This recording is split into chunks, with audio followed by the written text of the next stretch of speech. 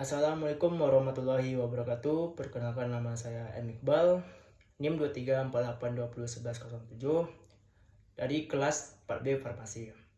Di sini saya akan mempresentasikan tugas teknologi bahan alam dengan dosen pengampu Bapak Hari Ade Saputra MSI. Ada 3 materi. Yang pertama, pemilihan bahan alam, yang kedua penyiapan bahan alam, dan yang ketiga atrasi bahan alam. Pemilihan bahan alam bertujuan untuk menentukan bahan baku terbaik berdasar kualitas, fisik, kimia, dan biologis.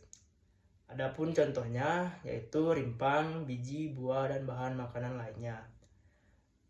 Lalu karakteristiknya yaitu warna, bau, tekstur, dan kadar air. Faktor yang mempengaruhi senyawa pada tumbuhan yaitu spesies, usia, bagian tubuh, lokasi dan musim, dan kondisi tanah. Penyimpanan bahan. Ada beberapa cara penyimpanan bahan. Yang pertama, pengambilan sampel. Mengambil sampel simplisia sesuai dengan zat yang dibutuhkan.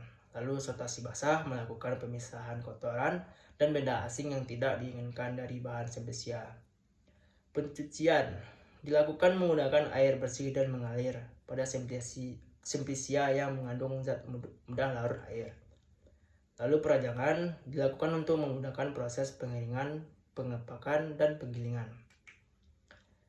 Pengeringan yaitu proses pengawetan simplisia dengan cara dikeringkan dengan beberapa metode, yaitu sinar matahari, kering angin, oven, dan yang lain. Lalu sortasi kering, proses memisahkan benda asing yang tidak diinginkan. Lalu pengecilan ukuran dapat dilakukan dengan cara menggunting simplisia kering dengan pisau, alat penggiling, blender, dan yang lain-lain. Pemeriksaan mutu dilakukan untuk memastikan kualitas simplisia bermutu dengan kualitas analisis seperti analisis kandungan air, kadar abu, kadar serat, dan uji farmakologi. Lalu penyimpanan. Simplisia disimpan dalam wadah tertutup dan dihindarkan dari sinar matahari. Dapat juga disimpan dalam wadah kecil bertujuan untuk mengurangi volume sampel sehingga lebih ekonomis terkait dengan biaya pengangkutan. Lalu ekstraksi bahan alam. Definisinya yaitu ekstraksi adalah proses pemisahan senyawa aktif dari bahan alam dengan menggunakan produk tertentu yang bisa digunakan untuk industri makanan, farmasi, dan kosmetik. Lalu prinsip ekstraksi. Pelarut akan melesat dinding sel dan jaringan serta masuk ke dalam sel. Pelarut akan melarutkan senyawa-senyawa metabolit. Pelarut bersama senyawa metabolit yang terlarut dikeluarkan atau dipisahkan dari bahan atau biomasa penghasilnya.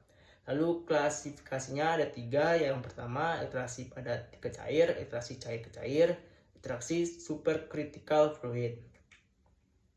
Metode ekstraksi. Ada beberapa cara metode ekstraksi. Yang pertama, maserasi. Proses ekstraksi dengan merendam sampel dengan menggunakan pelarut tertentu. Lalu selektasi, ekstraksi otomatis dan kontinu. Lalu ekstraksi reflux.